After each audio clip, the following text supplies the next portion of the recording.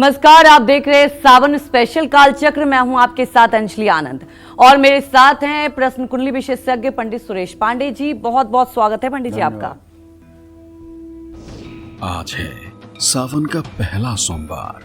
पूरे सावन बनेंगे कई महासंयोग में करें 60 महाउपाय, मिलेगी महादेव की महाकृपा।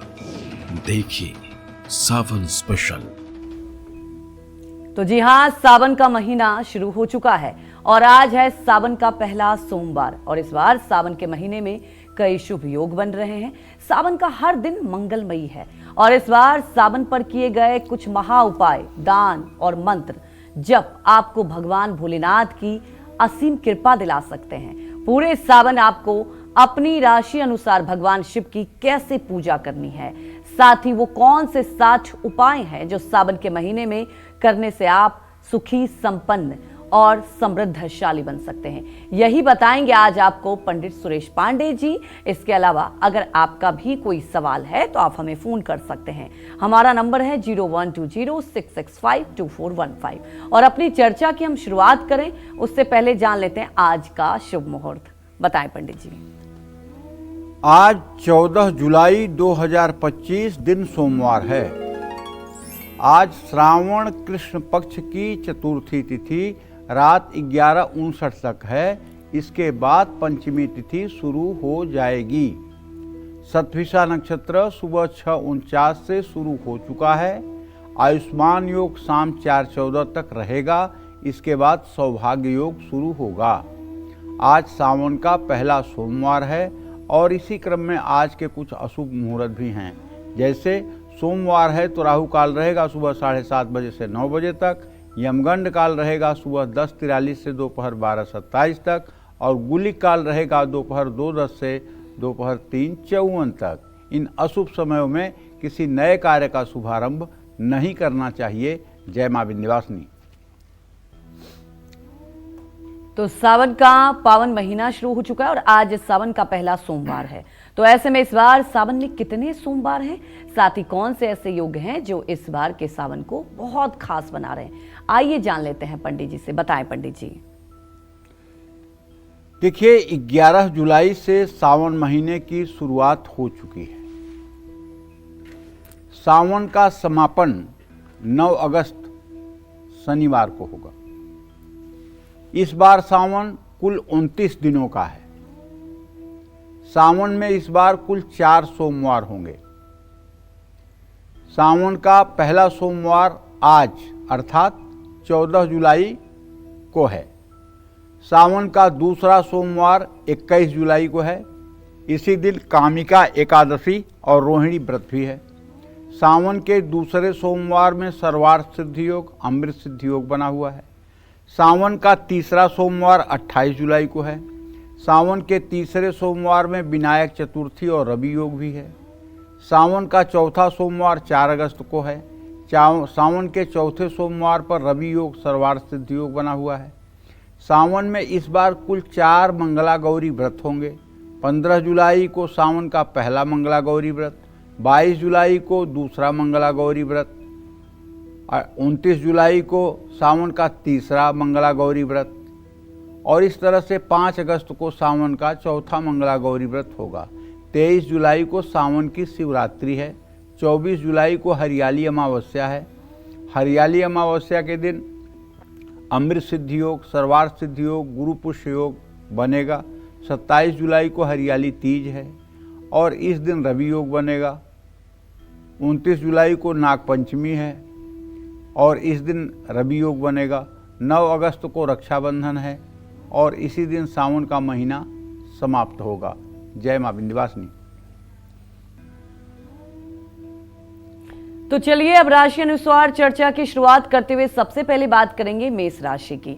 मेष राशि वाले सावन के महीने को शुभ बनाने के लिए और भगवान भोलेनाथ की कृपा पाने के लिए क्या करें उपाय, आइए जानते हैं पंडित जी से। बताएं पंडित जी।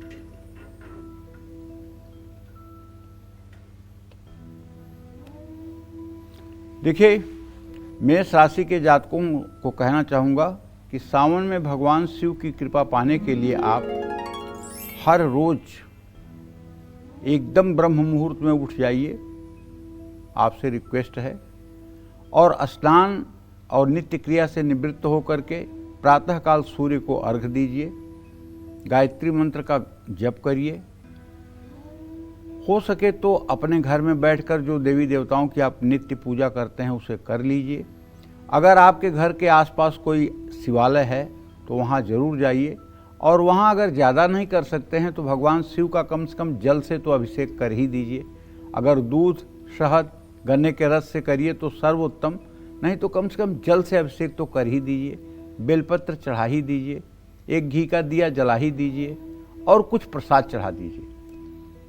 अरे बड़े भाग्य से सावन का महीना मिला है, बहुत भाग्य से मिला है। तो जल में चंदन मिला करके भी शिव जी का अभिषेक कर सकते हैं। सावन में शिव जी को सफ़ेद मंदार, जिसको आंकड़े का फूल कहते हैं, वो चढ़ा सकते हैं। बेलपत्र पर सफ़ेद चंदन से श्री राम लिख करके या राम राम लिख करके शिवलिंग पर अर्पित कर सकते हैं। ओम नमः शिवाय का मंत्र जप कर सकते हैं। मेष राशि वाले सावन में भगवान शिव के साथ हनुमान जी की भी पूजा कर सकते हैं। और एक बात बताऊंगा, अगर आपके घर में कोई गंभीर बीमारी से पीड़ित है और ऐसा पीड़ित है कि जिसकी अब आपको उम्मीद नहीं है, तो मैं पूरे दावे के साथ कहता हूं, सकल अमंगल मेटन हारी, भाभ्यु मेटि सकहि त्रिपुरारी। भगवान शिव की सामर्थ्य है कि इनके शरणागत जो व्यक्ति हो जाता है उसकी तरफ यमराज और यमदूत आंख उठाकर भी नहीं देख पाते। न यमपुरी सुरक्षित रहेगी, न यम सुरक्षित रहेंगे। भगवान शिव का ऐसा कोप है। इसलिए अगर कोई आपका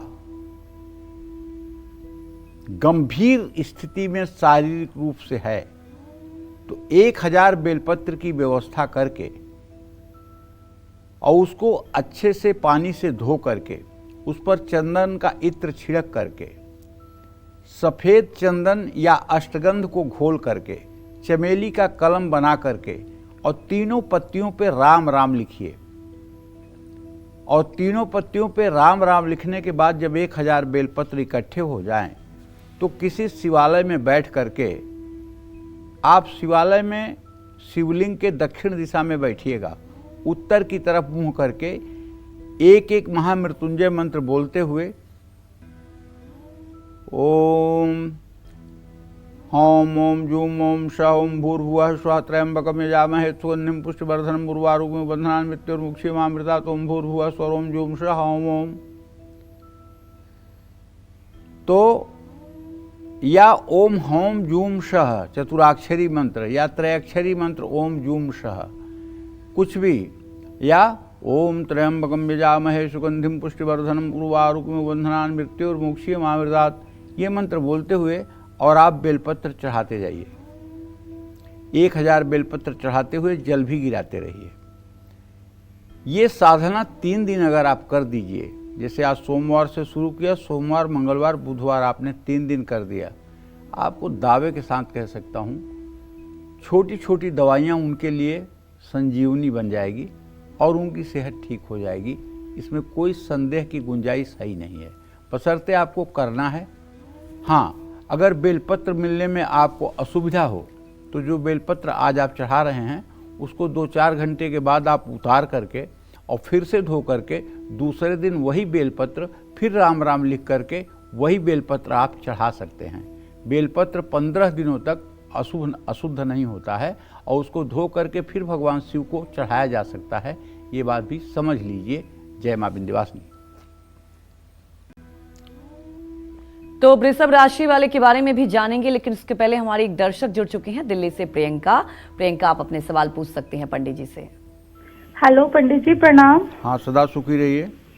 पंडित जी, मेरा नाम प्रियंका है। मेरा डेट ऑफ बर्थ 3 मार्च 91 है।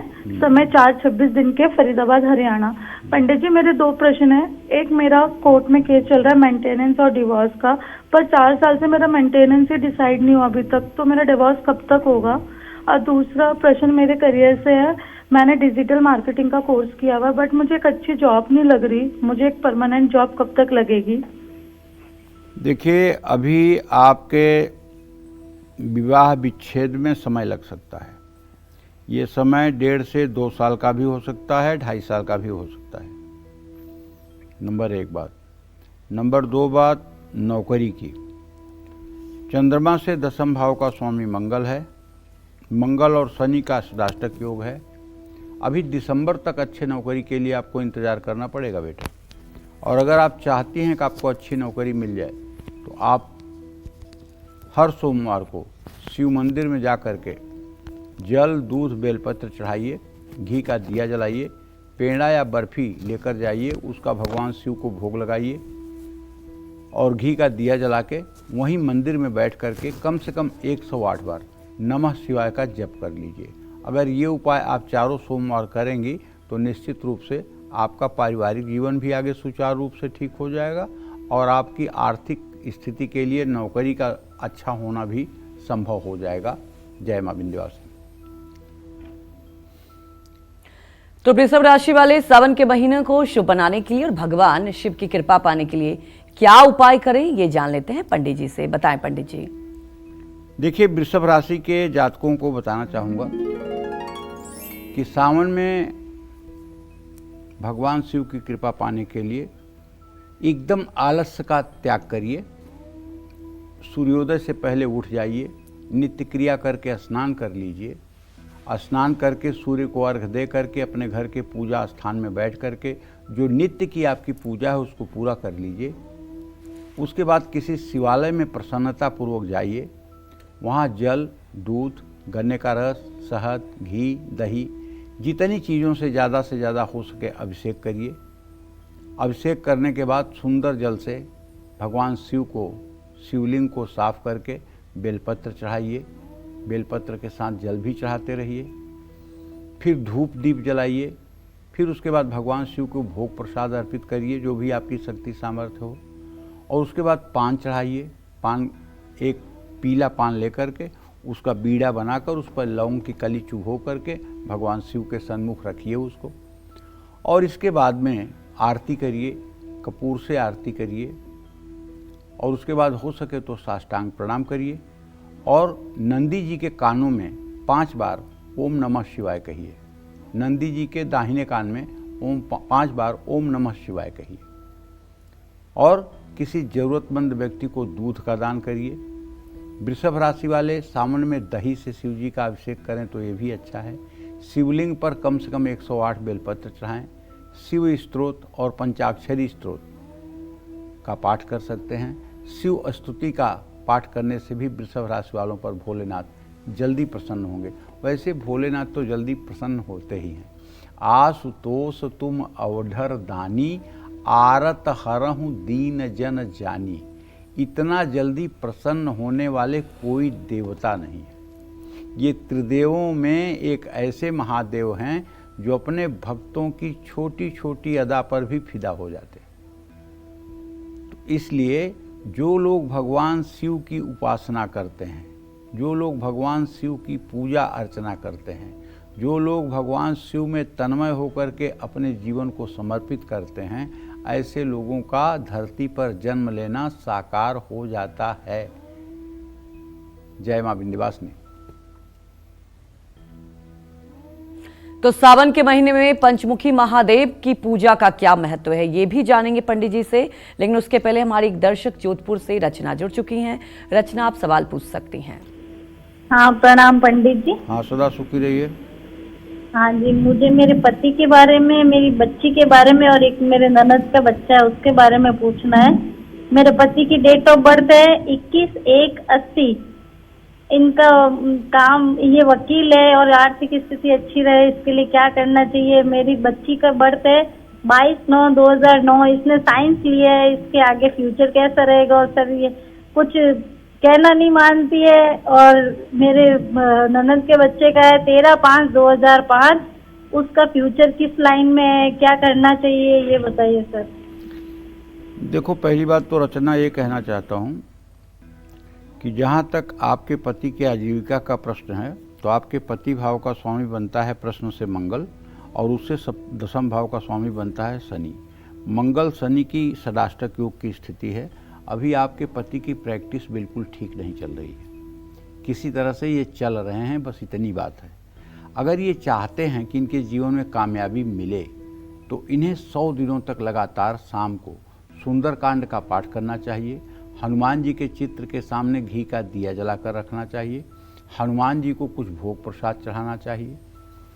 अगर ये 100 दिनों तक लगातार हनुमान चालीसा का सुंदरकांड का पाठ कर दें तो मैं दावे के साथ कह सकता हूँ इनके काम में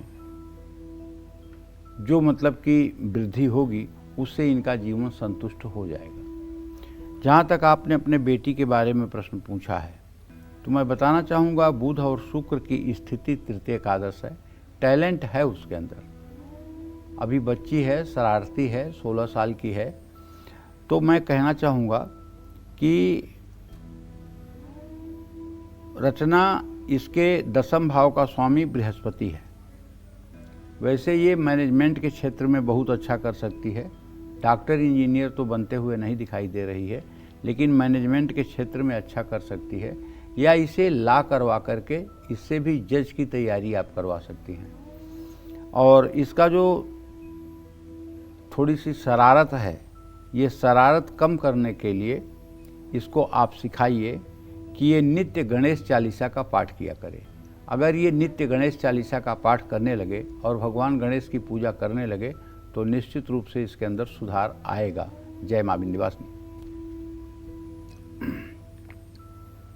तो देखिए, आज सावन का पहला सोमवार है और पंडित जी हर महत्वपूर्ण जानकारी आपको दे रहे हैं, क्योंकि ये पावन महीना है और इसमें भगवान भोलेनाथ को आप प्रसन्न कर सकते हैं और कृपा पा सकते हैं। आगे भी चर्चा करते रहेंगे, लेकिन उसके पहले हमारे एक और दर्शक जुड़ चुके हैं, आप सवाल पूछ सकते हैं। हेलो, हाँ बोलिए। हाँ पंडित जी प्रणाम। पंडित जी मैं अपनी बेटी के बारे में पूछना चाहता हूँ। नाम तो बताइए अपना। प्रदीप कुमार गर्ग। अच्छा। हाँ, क्या नाम, मेरी बेटी का नाम साक्षी गर्ग है और उसका जो बर्थ डेट है 10 नवंबर 1996 है और समय सुबह 6:30 बजे, स्थान बुलंदशहर जी। मैं उसके बारे में थोड़ा सा इसका भविष्य और उसकी शादी कब तक होगी थोड़ा सा ये जानना चाहता था। पहली बात तो ये बता दे रहा हूँ प्रदीप भैया कि आपके बिटिया के विवाह में विलम्ब हो रहा है, और विलम्ब थोड़ा नहीं बहुत हो रहा है।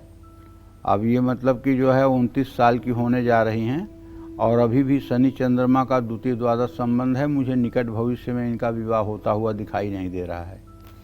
मैं आपसे कहूँगा कि आप अपने बेटी से कहिए कि ये हर शनिवार को पीपल के नीचे 7 सरसों के तेल का दिया जलाएं और कच्चे सूत से पीपल की 7 परिक्रमा करें। अगर ये उपाय 7 शनिवार ये करेंगी तो इनका विवाह होने में सुगमता होगी। अभी कोई योग्य रिश्ता निगाह में भी नहीं है, इसलिए आपको ये उपाय इनसे करवाना चाहिए।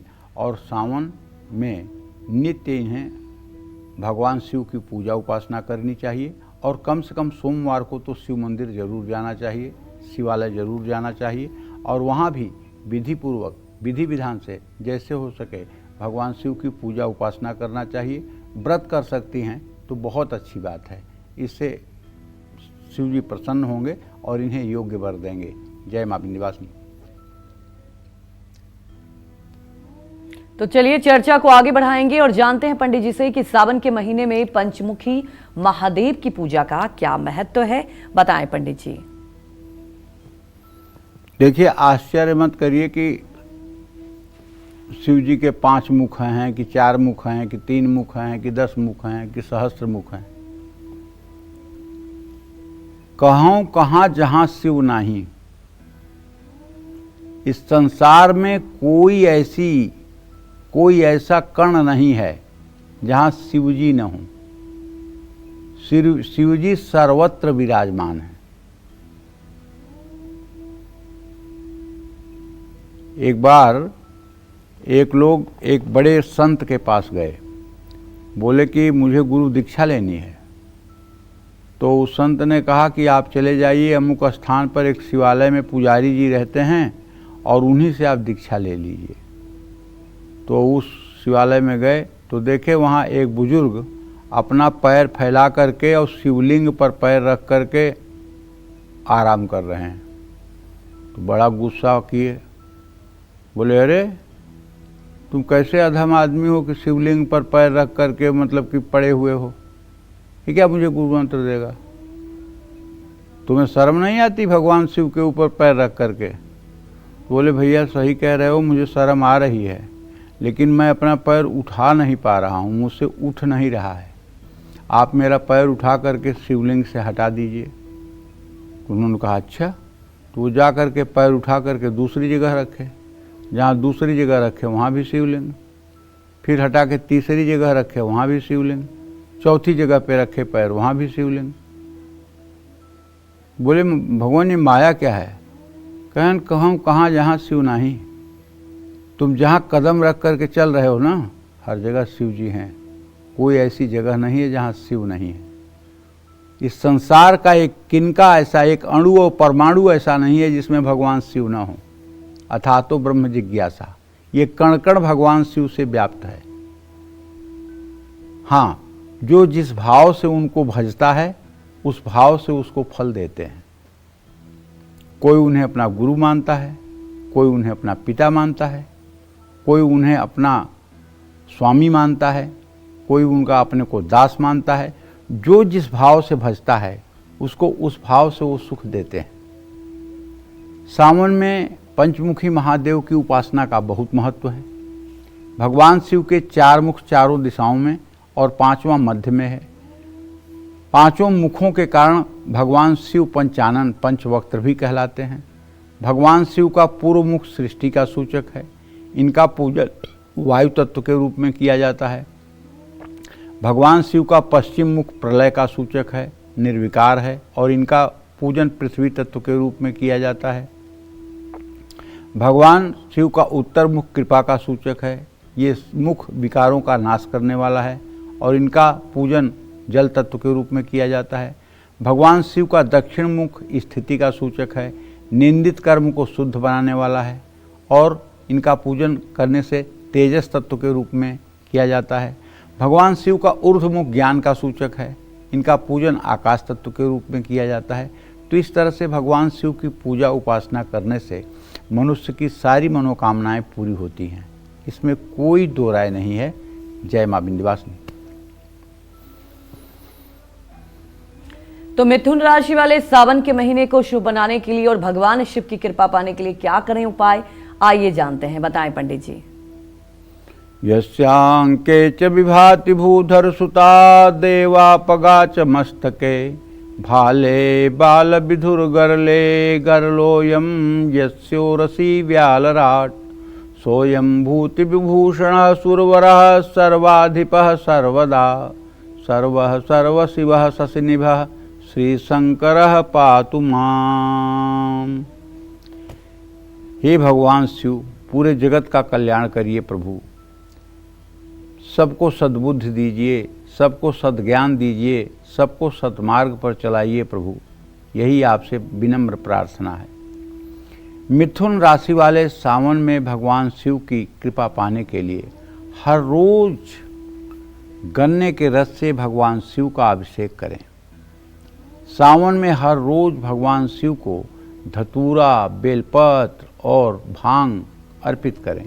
पूरे सावन हर बुधवार को गाय को हरी घास खिलाएं। हरे वस्त्र और हरे फल शिव मंदिर में दान करें। ओम नमः शिवाय का जप करें। देखिए, सच्ची बात तो ये है कि पूरे सावन के महीने में आपको एकदम अपना जीवन तपमय रखना चाहिए। तपमय का मतलब ये है कि अहरनिश हर समय आप चाहे जो काम करते रहें, आपके चिंतन में भगवान शिव चलते रहें।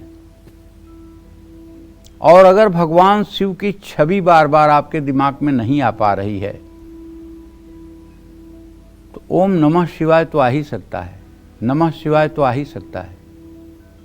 बिना ओठ हिलाए मन में नमः शिवाय करते रहिए। और जिस घंटे नमः शिवाय न हो उस घंटे आपके सीने में जलन होनी चाहिए।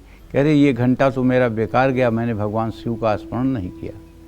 इस तरह से अगर आप भगवान की शरणागति में, शिव की शरणागति में रहेंगे तो भगवान शिव बहुत शीघ्र आपको संभाल लेंगे। जय मां विंध्यवासिनी। कर्क राशि वाले सावन के महीने को शुभ बनाने के लिए और भगवान शिव की कृपा पाने के लिए क्या करें उपाय, आइए जानते हैं। बताएं पंडित जी।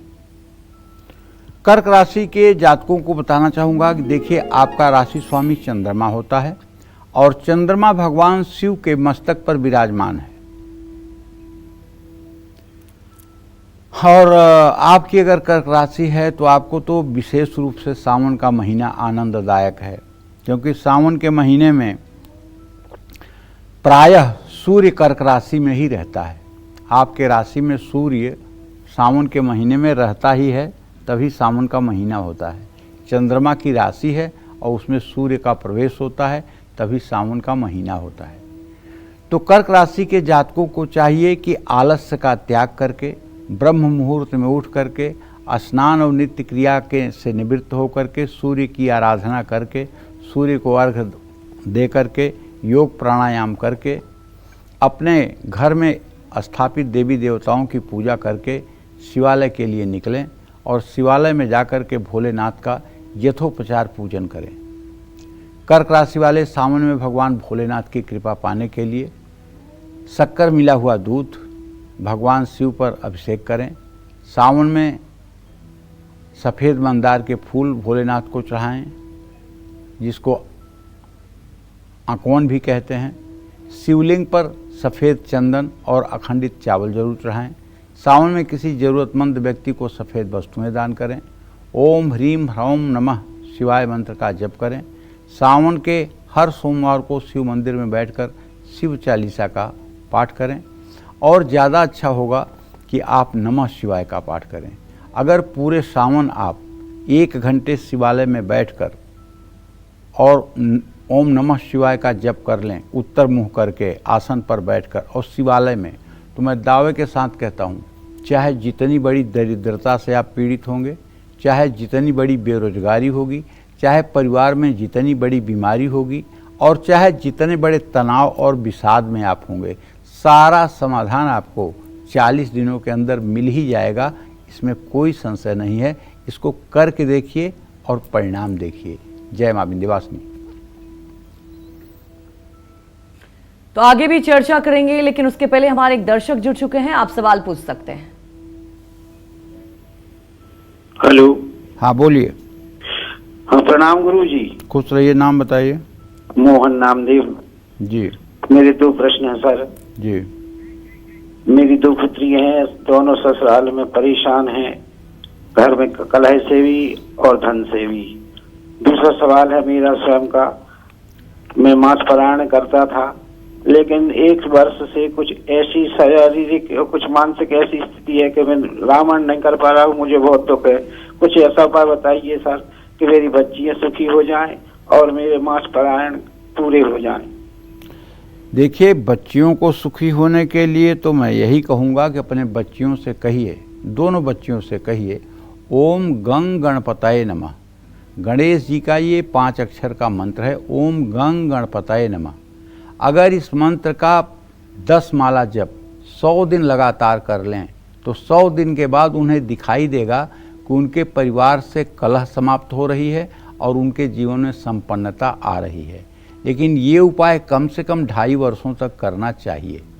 गणेश जी हर प्रकार के रिद्धि सिद्धि के दाता हैं, और यदि गणेश को शरणागत हो गई दोनों कन्याएं, तो उनके जीवन से सारे दुखों का अंत हो जाएगा, पारिवारिक जीवन से कलह समाप्त हो जाएगा, सुख समृद्धि हो जाएगी। क्योंकि बिना तपस्या के इस जीवन में कुछ मिलना नहीं है, और बिना तपस्या को किसी को नहीं मिलता है। भगवान शिव भी आँख मूंद करके समाधि में जाते हैं, तपस्या करते हैं। भगवान विष्णु भी योग निद्रा में जाकर तपस्या करते हैं। ब्रह्मदेव भी तपस्या करते हैं। ऐसा कोई नहीं हुआ जो तपस्या के बिना कुछ प्राप्त किया हो। तो आप अपने बेटियों को यही सलाह दीजिए कि वो ओम गंग गणपतये नमः इस मंत्र का 10-10 माला जप रुद्राक्ष की माला पर नित्य प्रातः काल किया करें।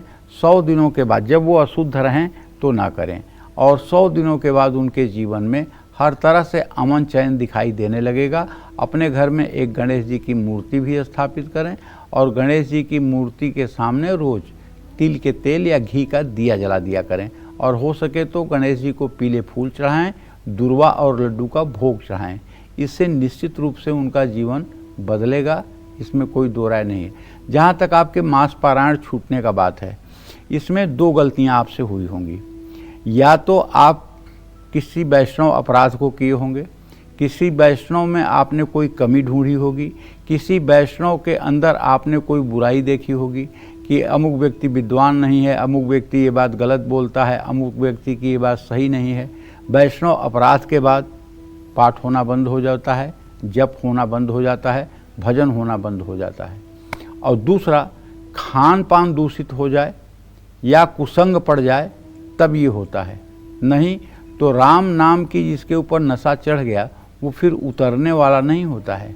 तो आप अगर फिर से मांस पारायण शुरू करना चाहते हैं तो आप याद करिए, यदि किसी वैष्णव के प्रति अपराध हुआ है तो उनसे मिल करके क्षमा मांग लीजिए कि प्रभु आपके बारे में मैंने गलत सोचा था, मुझे क्षमा कर दीजिए। अगर ऐसा नहीं है तो राम दरबार के सामने बैठ करके और शरणागति लीजिए कि मुझसे जो भी गलती हुई है, जाने अनजाने में वैष्णव अपराध हुआ हो, उसे आप क्षमा करें, मेरे खान पान में जो त्रुटि हुई हो उसको क्षमा करें और मेरे अंदर ये सामर्थ्य दें कि मैं मांस पारायण कर सकूं। और हाँ, थोड़ा सा मांस पारायण करने के पहले राम नाम का जप कर लें।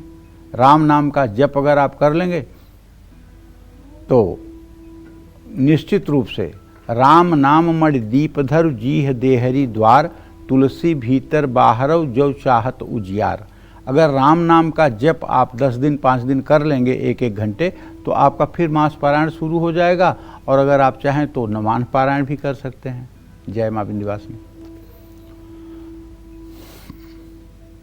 तो सावन के हर सोमवार आपको क्या करना है खास, और पूरे सावन कैसे करनी है शिवलिंग की पूजा, और किन बातों का रखना है ध्यान, साथ ही अपनी किस्मत संवारने और भोलेनाथ की कृपा पाने के लिए सिंह से लेकर मीन राशि वाले को पूरे सावन कौन से उपाय करने चाहिए, ये बताएंगे आपको पंडित जी। लेकिन एक छोटे से ब्रेक के बाद आप बने रहिए हमारे साथ और देखते रहिए सावन स्पेशल कालचक्र।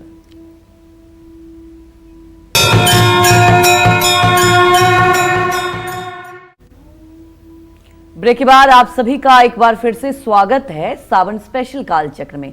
जैसा कि पंडित जी आपको बता ही चुके हैं कि 11 जुलाई से सावन के पावन महीने की शुरुआत हो चुकी है और इस बार का सावन महासंयोग का सावन है।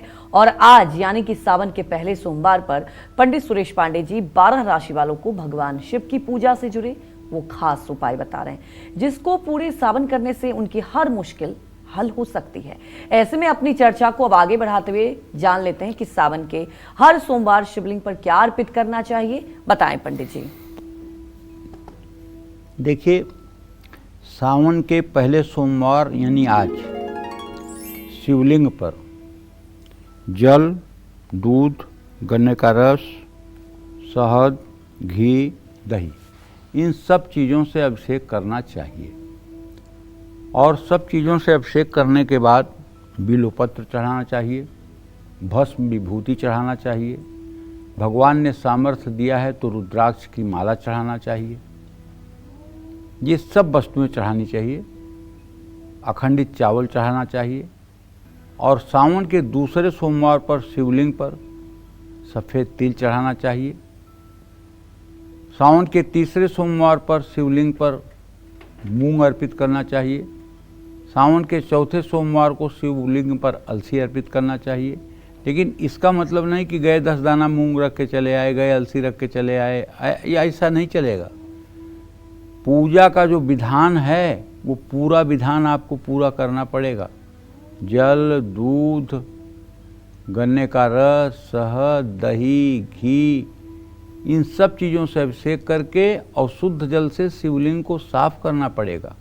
भस्म विभूति का त्रिपुंड लगाना पड़ेगा। रुद्राक्ष की माला पहनानी पड़ेगी। सफ़ेद पुष्पों से भगवान शिव का श्रृंगार करना पड़ेगा। और उसके बाद नैवेद्य के लिए उनके जो भी पास आपके है उससे भोग लगाना पड़ेगा।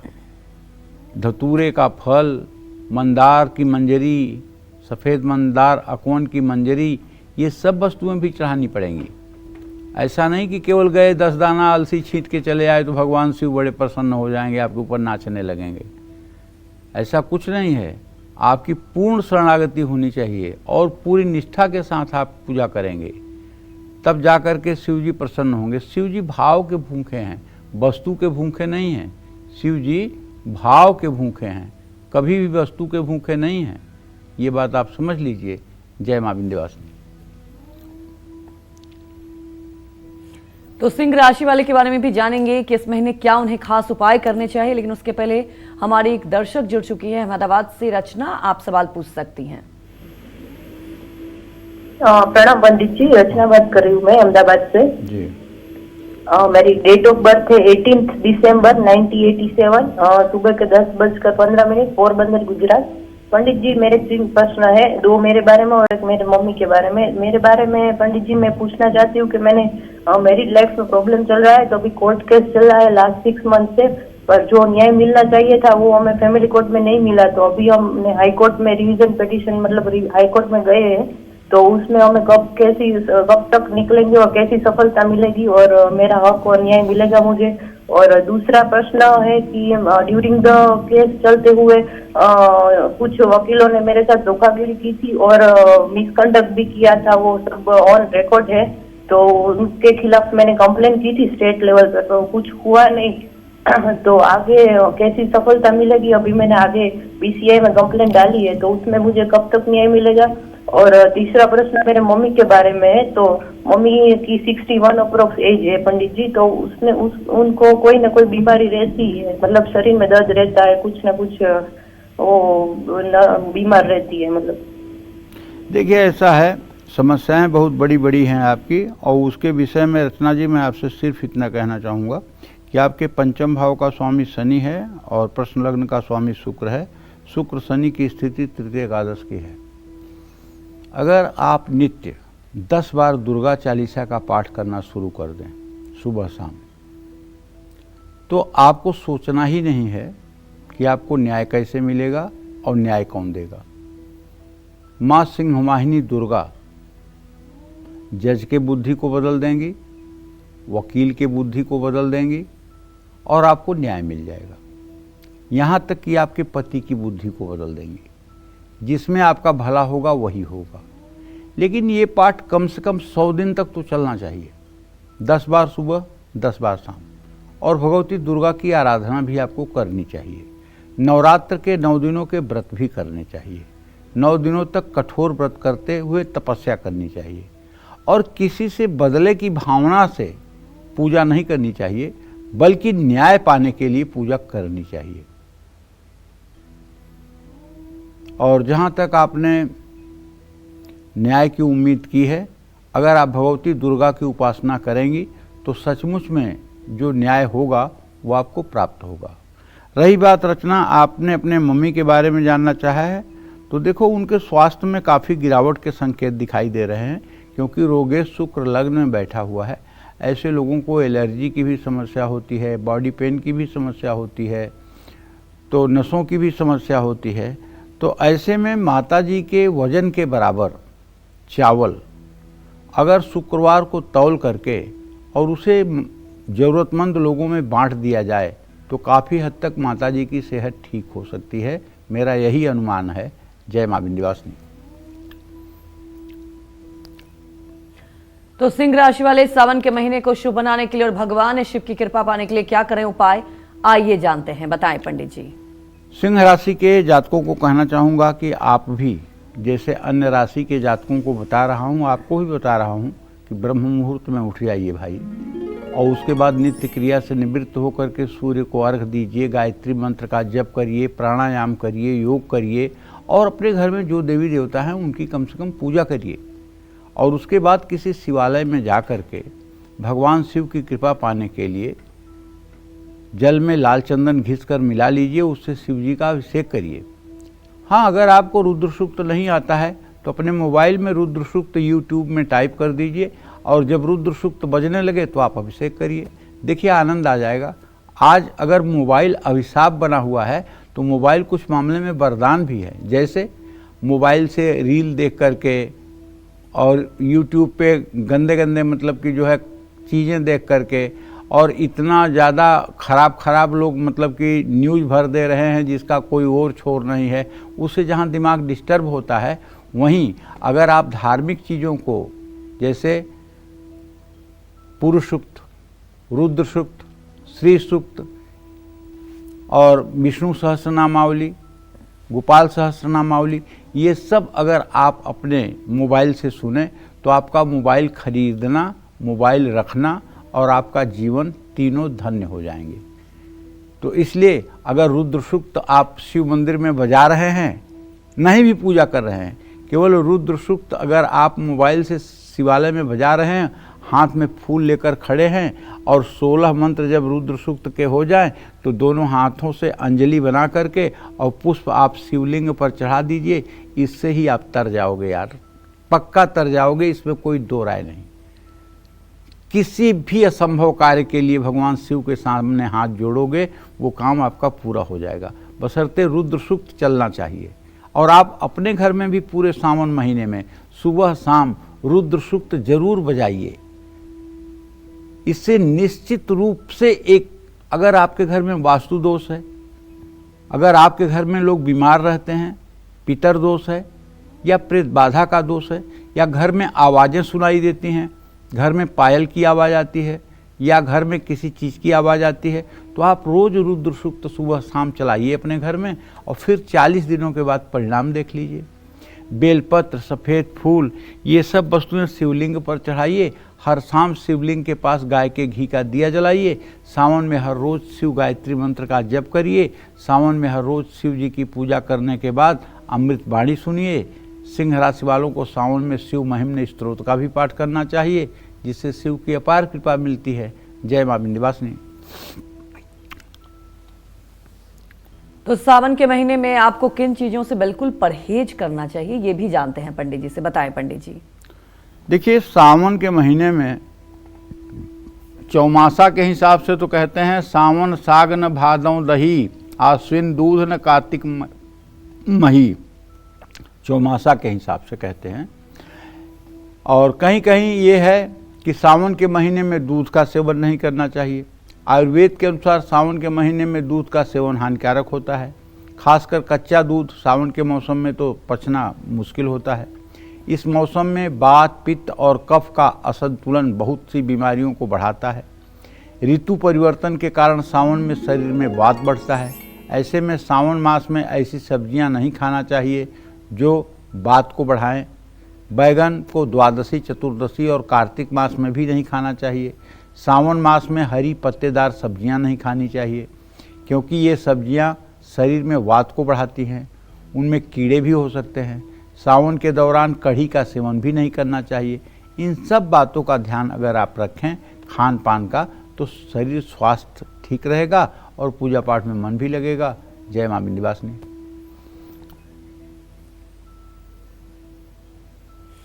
तो आगे कन्या राशि वाले के बारे में जानेंगे, लेकिन उसके पहले हमारे एक दर्शक ग्वालियर से जुड़ चुके हैं, आप सवाल पूछ सकते हैं। हेलो, हाँ बोलिए। पंडित जी किरण सर। सुखी रहिए, नाम बताइए। मेरा नाम श्रीमती वंदना शर्मा, ग्वालियर से। अच्छा, क्या जानना चाहते हैं? हाँ गुरुजी, मैं ये जानना चाहती हूँ कि मेरे एक बेटा एक बेटी है, और बेटी बायोटेक्नोलॉजी से बीएससी कर चुकी है, बेटा कृष्णराज मैथ से बीएससी कर रहा है। और ये बताइए सर, इनकी डेट ऑफ बर्थ है कृष्णराज की 8/12/2006 और अमृता शर्मा की है 4/9/2005। सरकारी नौकरी के क्षेत्र में लगेगी गुरुजी, और कब तक लगेगी, और मेरी लाइफ कैसी जाएगी? देखिए, मैं बताना चाहूँगा कि आपके मतलब कि जो है बच्चों का भविष्य द्वितीय सौ सप्तमेश चंद्रमा और बृहस्पति हैं। चंद्रमा बृहस्पति का नवम पंचम मित्र साल है। आपके तीनों बच्चों का भविष्य अच्छा है। ये अपने अपने क्षेत्र में कामयाब होंगे, इसमें कोई दो राय नहीं है। और आज के इस युग में ये कहना कि सरकारी नौकरी लगेगी, ये कुछ बात ज़्यादा हो जाएगी, क्योंकि जब ज्योतिष बना था तो उस समय सरकारी और प्राइवेट नौकरी का मूल्यांकन नहीं था। हाँ, ये जरूर मैं कह सकता हूँ कि आपके पंचम भाव से दसम भाव का स्वामी बृहस्पति सूर्य के साथ है। अच्छी आजीविका रहेगी इन लोगों की, इसमें कोई दो राय नहीं है। आजीविका अच्छी रहेगी। अब सरकारी नौकरी मिल पाएगी कि नहीं, ये कहना बहुत मुश्किल लग रहा है। इसलिए मुश्किल लग रहा है कि बृहस्पति सूर्य के साथ अभी अस्तत्व से निकला है, इसलिए मुश्किल लग रही है बात। और बाकी आपका भविष्य ठीक है, दोनों बेटों का भविष्य ठीक है, बेटी का भी भविष्य ठीक है। ये लोग सुखी और सफल जीवन जिएंगे, चिंता आपको बिल्कुल नहीं करनी चाहिए। हाँ, अगर आप कुछ करना चाहें तो आपको गणेश चतुर्थी के दिन, किसी गणेश चतुर्थी के दिन एक बार अपने घर में गणेश जी की मिट्टी की प्रतिमा लानी चाहिए और उनकी विधिवत किसी योग्य विद्वान से पूजा करवानी चाहिए और 1000 लड्डू और 1000 दुर्वा से गणेश जी का सहस्रार्चन करना चाहिए। अगर ये उपाय आप अपने घर में एक बार कर लेंगी और 3 साल तक लगातार कर लेंगी तो मैं दावे के साथ कहता हूँ, जहाँ आप देखना चाहती हैं अपने बच्चों को वहाँ दिखेंगे और जो सुख आप अपने जीवन में कल्पना कर रही होंगी वो सब मिलेगा आपको भगवान गणेश की कृपा से। जय मां विंध्यवासिनी। तो कन्या राशि वाले सावन के महीने को शुभ बनाने के लिए और भगवान भोलेनाथ की कृपा पाने के लिए क्या करें उपाय, आइए जानते हैं, बताएं पंडित जी। कन्या राशि वालों को भी ब्रह्म मुहूर्त में नित्य क्रिया कर लेनी चाहिए। भगवान सूर्य को अर्घ्य दे करके अपने घर के देवी देवताओं की पूजा करके शिवालय जाना चाहिए। जल में शहद मिलाकर भगवान भोलेनाथ का दिव्य रुद्र सूक्त चालू करके अभिषेक करना चाहिए। अगर कोई मंदिर में पुजारी है और उसे रुद्र सूक्त आता है तो कुछ दक्षिणा दे करके उनसे प्रार्थना करें कि भगवान आप रुद्र सूक्त बोल दें, और वो जब रुद्र सूक्त बोलते रहें तो आप पूजन करें।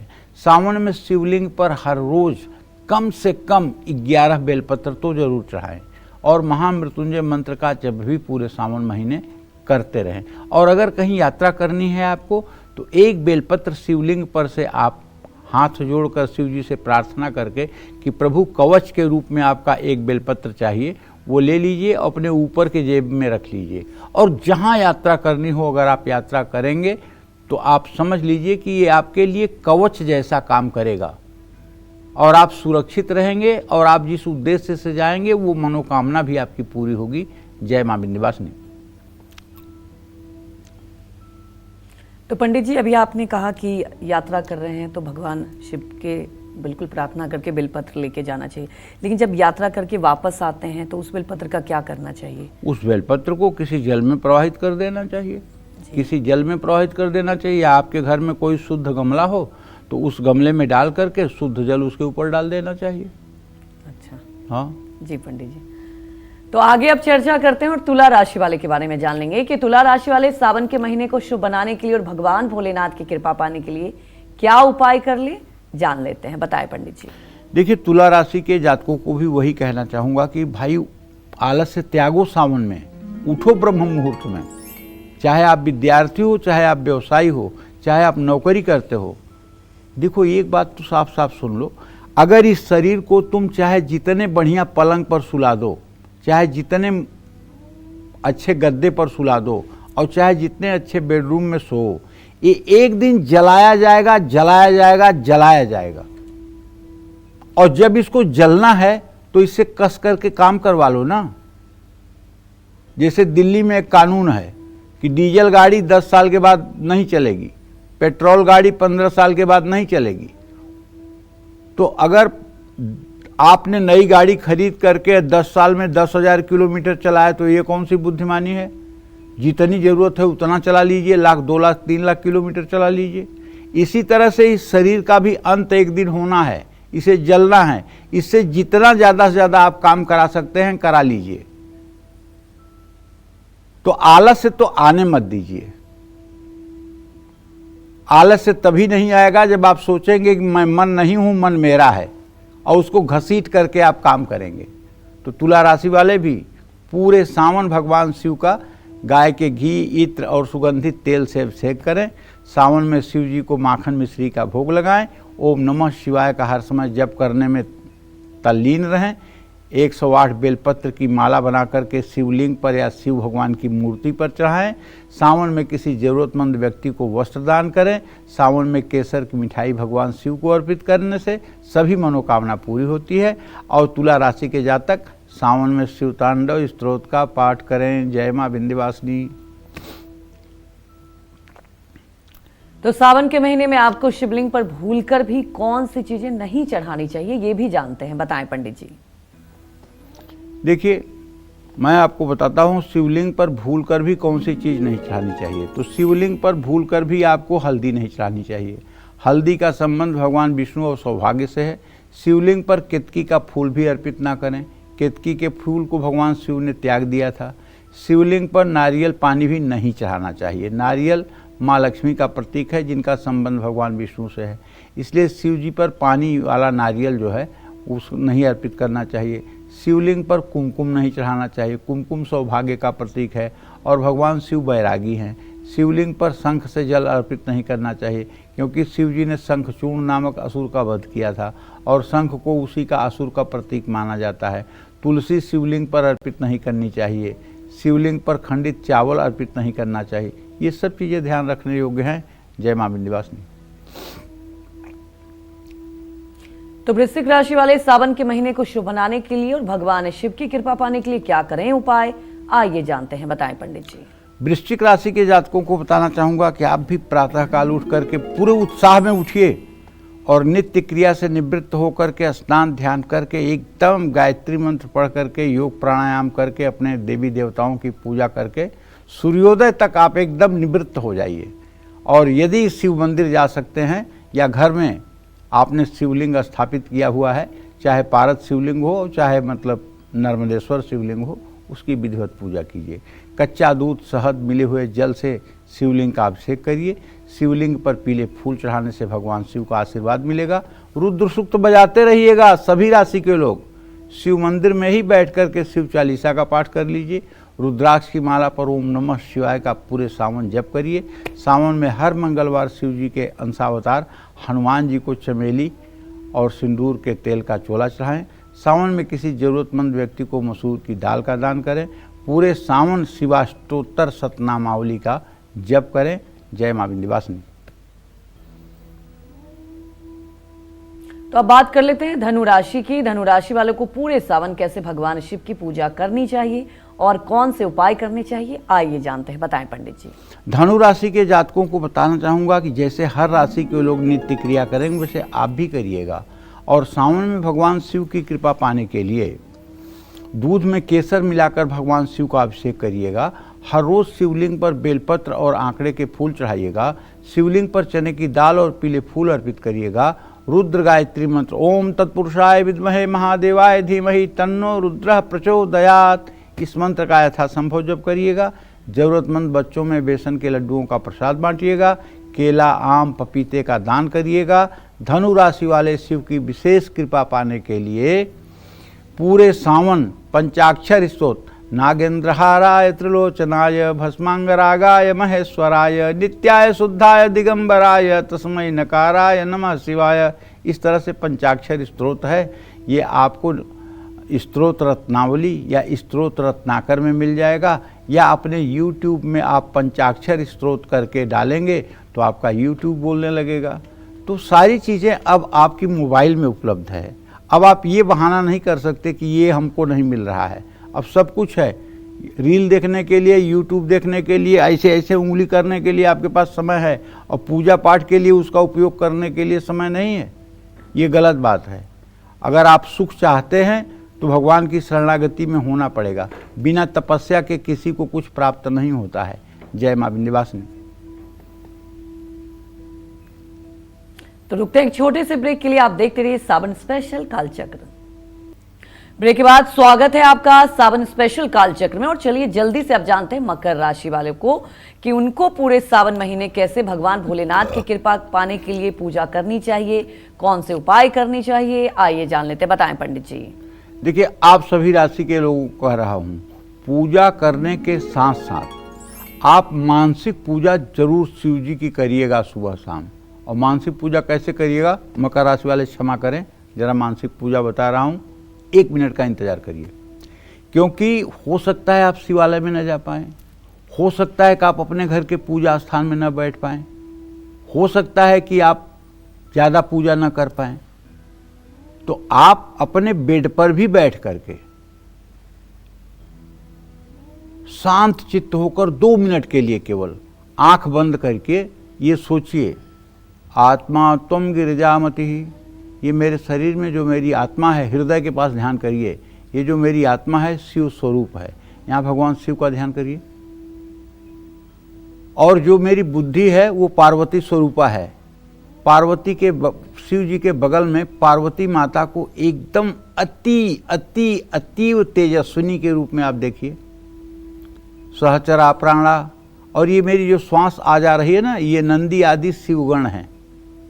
शरीरम गृह, और ये मेरा जो शरीर है ना, ये भगवान शिव के निवास करने योग्य उत्तम घर है। पूजाते विषयोपभोग रचना, जो मैं पूजा करता हूँ, कंघी करता हूँ, ब्रश करता हूँ, चंदन लगाता हूँ, कपड़े पहनता हूँ, ये सब भगवान शिव के पूजन के उपचार हैं। पूजाते विषयोपभोग रचना, निद्रा समाधि स्थिति, और जब मैं सोता हूँ ना तो भगवान की समाधि की अवस्था है। संचारः पदयो प्रदक्षिण विधि, जितने कदम मैं चलता हूँ, चाहे सीढ़ियों पर, चाहे सड़क पर, चाहे बाहर, चाहे भीतर, वो भगवान शिव की केवल गोल गोल कैलाश पर परिक्रमा करता हूँ, ऐसा मन में सोचना चाहिए। संचारः पदयो प्रदक्षिण विधि, स्त्रोतानि सर्वागिरो, और जो कुछ भी मैं बोलता हूँ, हिंदी में, अंग्रेजी में, ठेठ में, अवधि में, जो कुछ भी बोलता हूँ वो भगवान शिव के लिए स्त्रोत ही है। यद कर्मम क्रियते तद दखिलम संभोतो आराधनम, जो कुछ भी जाने अनजाने में मुझसे होता है वो भगवान शिव के लिए आराधना का क्रम है। जय माँ विंध्यवासिनी। तो मकर राशि वाले सावन में भगवान शिव की कृपा पाने के लिए शिवलिंग का घी, शहद या दही से अभिषेक करें। सावन में शिव जी को हर रोज तांबे के लोटे से जल चढ़ाएं। शिवलिंग पर काले तिल चढ़ाने से मकर राशि वालों को शिव जी की विशेष कृपा मिलेगी। सावन में मकर राशि वाले किसी जरूरतमंद को सरसों और काली उड़द दान करें। 108 बेलपत्र शिवलिंग पर अर्पित करें, इससे आपके सारे कष्ट दूर होंगे। और सावन में ओम जूम शह इस मंत्र का यथासंभव जप करें। यदि एंजाइटी और डिप्रेशन है तो तुरंत लाभ मिलेगा। जय मां विंध्यवासिनी। तो सावन के महीने में कुंभ राशि वाले क्या उपाय करें जिससे भगवान भोलेनाथ की कृपा मिलेगी, आइए जानते हैं, बताएं पंडित जी। कुंभ राशि के जातकों को बताना चाहूंगा कि सावन में भगवान शिव की कृपा पाने के लिए केसर और दूध को जल में मिला करके शिवलिंग पर अभिषेक करें। शिवलिंग पर जल के साथ दुर्वा और बेलपत्र भी चढ़ाएं। पूरे सावन शिव चालीसा और हनुमान चालीसा का पाठ करें। सावन में किसी जरूरतमंद व्यक्ति को छाता दान करने से भी सफलता मिलती है। पूरे सावन में महामृत्युंजय मंत्र का जप करने से सब प्रकार के मार्केश और अल्पायु योग का समन होता है। कुंभ राशि के जातकों को अगर महामृत्युंजय मंत्र का 10 माला जब पूरे सावन करें तो हर प्रकार की बीमारियों से राहत मिलेगी। जय मां विंध्यवासिनी। तो मीन राशि वालों को अपनी किस्मत चमकाने के लिए पूरे सावन कौन से उपाय, मंत्र, जप और कौन सा दान करना चाहिए, जानेंगे पंडित जी से। लेकिन एक छोटे से ब्रेक के बाद आप बने रहिए हमारे साथ और देखते रहिए सावन स्पेशल कालचक्र। आज स्वागत है आपका सावन स्पेशल कालचक्र में। और चलिए बात कर लेते हैं मीन राशि वालों की। मीन राशि वाले सावन के महीने को शुभ बनाने के लिए और भगवान भोलेनाथ की कृपा पाने के लिए क्या करें उपाय, आइए जानते हैं, बताएं पंडित जी। मीन राशि के जातकों को बताना चाहूंगा कि देखिए, अगर आपकी मीन राशि है भैया तो इस पूरे सावन आपको ब्रह्म मुहूर्त में उठ जाना चाहिए। नित्य क्रिया से निवृत्त होकर के सूर्य को अर्घ्य देना चाहिए। अपने पूजा स्थान में बैठ कर के योग प्राणायाम करते हुए आपको अपने देवी देवताओं की पूजा करनी चाहिए। माता पिता का आशीर्वाद लेना चाहिए। और अगर रोज नहीं जा सकते हैं तो सावन में ही जब सोमवार आए तो सोमवार के दिन किसी शिवालय में जा कर के वहाँ भगवान शिव की विधिवत पूजा करनी चाहिए। हो सके तो रुद्राभिषेक करना चाहिए। और भगवान शिव की कृपा पाने के लिए जल में केसर मिला करके अगर भगवान का अभिषेक किया जाए तो और उत्तम होगा। पूरे सावन में हर सोमवार को शिव जी को पके हुए चावल का भोग लगाएं।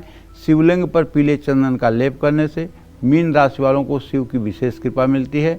सावन में किसी जरूरतमंद व्यक्ति को पीले फल और पीली मिठाई का दान करें। पूरे सावन रुद्राक्ष की माला से ओम नमः शिवाय मंत्र का यथासंभव जप करें।